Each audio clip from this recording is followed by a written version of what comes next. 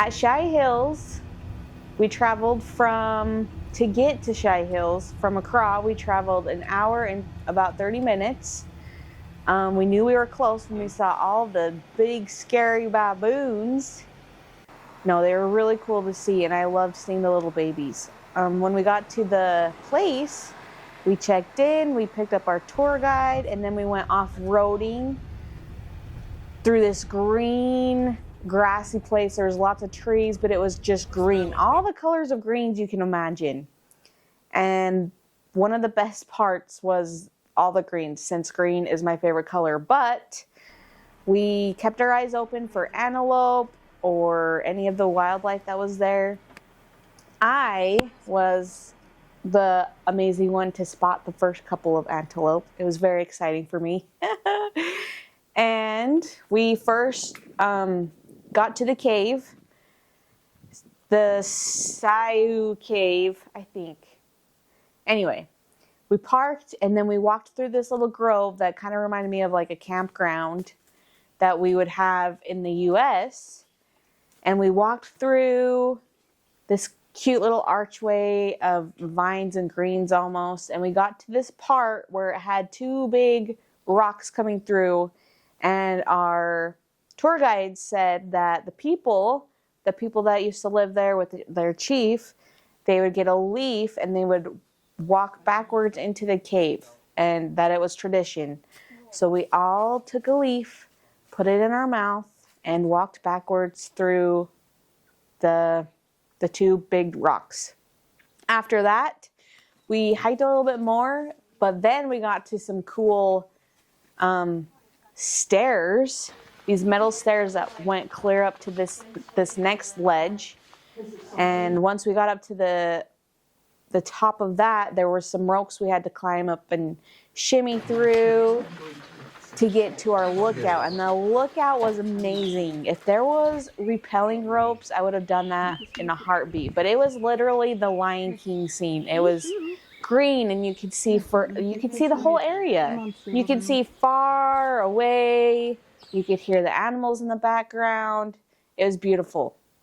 But something I never experienced before in my life is sweating everywhere. Like, my legs were sweating because it was hot, it was humid, and I was completely out of breath. But other than that, it was wonderful.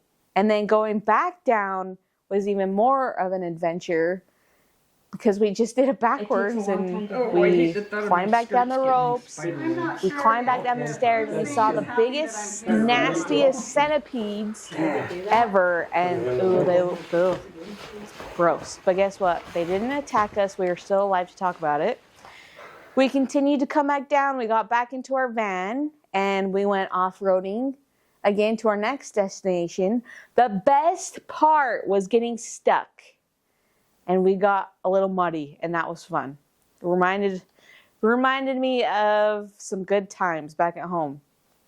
We got to our next place, another lookout, where we got to climb more ropes and to get up onto the ledge. But this time you didn't come back the way you came. You went down a different way.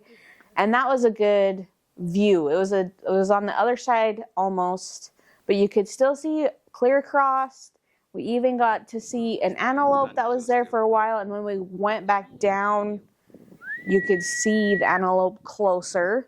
Also on the rocks up there, you could see where the people used to cook and make their food. They had these big bowl-type things formed into the rocks, and so that was cool to see.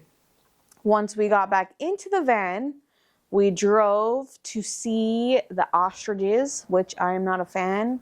Ostriches scare me. But then we saw the zebras, and on our way to the museum, there was more baboons. They were all over the place.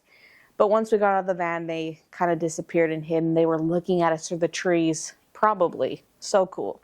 We got to the museum, and that was the first time I've ever felt like a rhino skin and an elephant skin. That was super cool to see an elephant skull and a lot of the other animals. There's quite a few antelope head with their horns on They had reptiles and amphibians in jars, so you can see their bodies floating around. There was, baby elephant feet that were even bigger than my big feet. That was icing on the cake. Then on the other side of the museum, it kind of showed what the people used who used to live there. Their pots or their pans or just the things that they left behind. I guess they didn't really have pans, but that was cool to see.